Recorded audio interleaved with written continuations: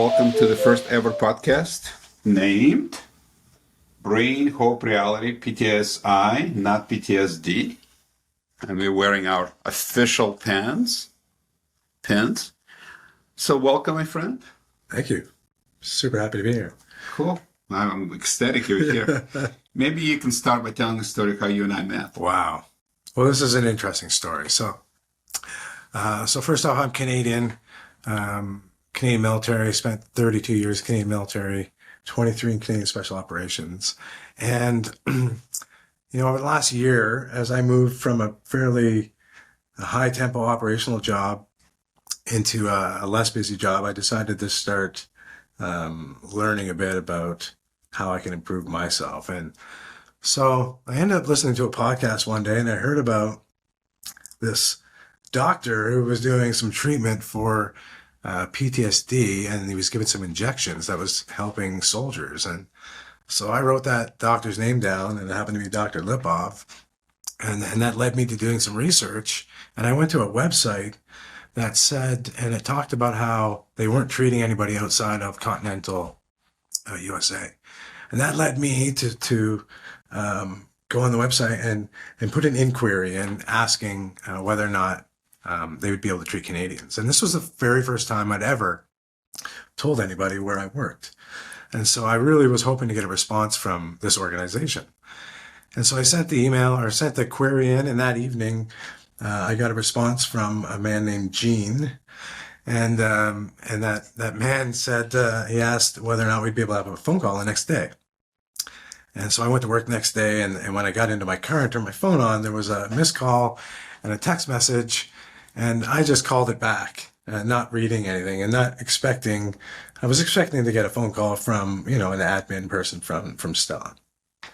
So we spent about 5 minutes talking, and this fine gentleman on the phone asked me what he could do to help. And after about 5 minutes of talking and pumping up Dr. Eugene Lipov, I recognized the accent, and I stopped and said, Is this Eugene Lipov? And he said yes, and I was just gobsmacked and a bit starstruck, and that's how we met.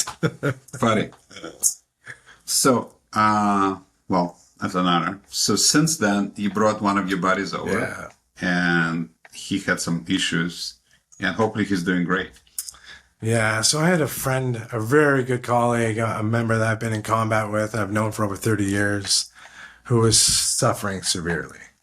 And I was in Florida on a course, actually, when his command sergeant major called me and told me that he was hurting. And that was it for me. I decided I was going to take action, and that I was going to bring him down here if you were willing to treat him. So I reached out to you, and within moments heard back from you, and you got me in touch with the director of the facility, and we started the intake process without even my buddy's awareness. But behind his back, but I had already had him listen to your book. So, and I'd read the book, which is, what made me reach out to you. And I knew that he was already interested. So, I got back home from Florida. We did the intake with your amazing staff. We had to wait a week in order to get him down here. And I drove him straight down from Canada, 14 hours, and we got him treated. And how's he doing now? Oh my goodness. So, thank you for letting me be in the room when he was being treated and videotaping. And if I had kept the videotape rolling for another minute after you were done the procedure, we would have saw the change happen. And I saw him change in front of my eyes. It was the most amazing thing I've ever seen in my life. I agree. I love that. Never gets old. And I want to just tell the story, what happened. And so he was laying down, and your nurse asked if he wanted to sit up. Mm-hmm. And so he said yes, and she sat him up. And I could see there was a confused look on his face, and that he was kind of wondering what was going on. And he asked the question, am I supposed to feel this coolness over my heart? And Liz, your nurse, said, and I may get emotional with this, said, that's the way you're always supposed to feel. And Aaron started crying, I started crying, and Liz got emotional, and she said, I was thrown. This is my favorite part, she said. No. And, to see these tough, soft, tattooed, gruff guys get emotional. I can imagine it's one of your favorite parts of your job. And, No, absolutely. and it was an amazing, amazing experience. So thank you. Oh, my pleasure. So maybe you can tell us about why your eye looks weird on the left side. Yeah. So, so I got the treatment. This is my second day. I've been down here for 5 days. I've done the soft protocol, 3 days of ketamine, and I did DSR right side yesterday and DSR left side today. So, it looks like we did a good job. It looks like it worked well. And you can hear my voice is a bit raspier. I guess a little bit off here. So the last thing, if you could, cover this. I was so honored for you to give you a challenge coin. Could you maybe talk about this challenge coin? It's amazing. So, this is a coin from an organization that I come from in Canada. And on the front face of it, it's got the Western Hemisphere of the globe. Showing both North America and South America. Up the center of it, it's got a V42 dagger, which is a dagger that was used and issued to the 1st Special Service Force, Canadian and U.S. Combined Service Force during World War II. And then on the right side, it's got the Canadian maple leaf. So there's a fairly significant allied brotherhood between Canada and USA, special operations that goes way back to this 1st Special Service Force. And then on the back, it's got FNV, which stands for Facta Non Verba. And Facta Non Verba is Latin for deeds, not words. And deeds, not words is the motto of our organization up in Canada. And, it means a lot to me, and I know it means a lot to you. It's huge. It's no different than trauma. Exactly. Right? Trauma surgery. Deeds, not words. You can, let's save somebody. How about we save the person first, then we talk about it. Yeah, we do it. Yeah. And then lastly, I can't even see it. This is my favorite part, by the way. I can't even see it without my glasses, but right on the very bottom, it says TCB, so Tango Charlie Bravo. And that stands for taking care of business. And the story with that, it comes from Elvis Presley and the ties to Elvis Presley with our organization up in Canada. Back in 1993, when our organization was brand new, they went to Memphis, Tennessee to do some training. And it was actually breacher training in Memphis, Tennessee, which is coincidental considering the breacher training is what brought me here and the traumatic brain injuries that I've endured over the years. But so they were down in Memphis and the guys went out to Graceland.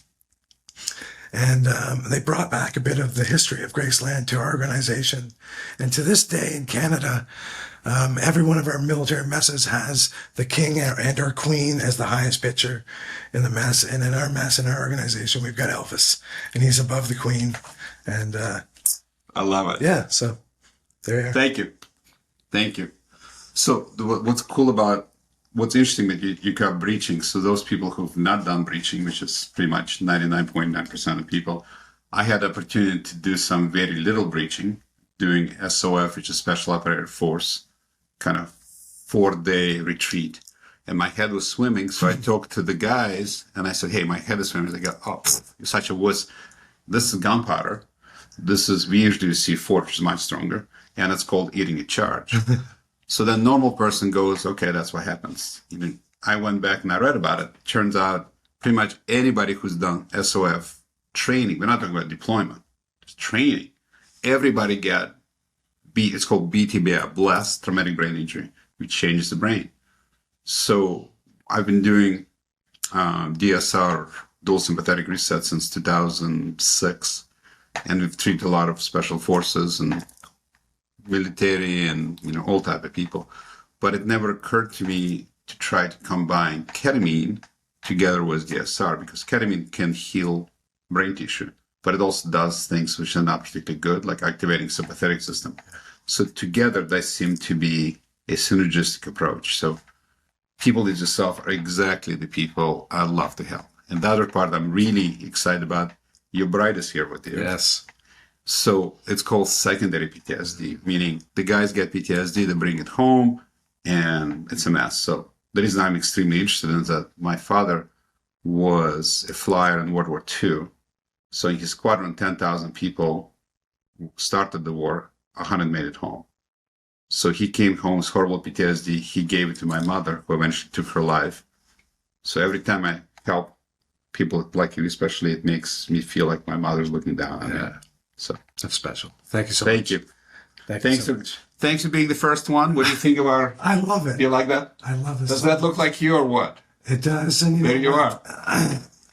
I know you showed that to us the other day at supper, and thank you. And my lovely bride made a comment of how special that is. And she's recovering right now, and she'll be very happy to know that you and I are sitting here talking as the first ever on your podcast. Exactly. Thank you so much. Podcast number 1.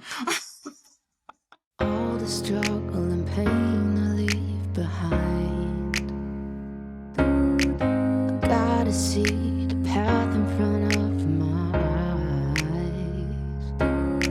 A broken heart will mend through every drop of blood.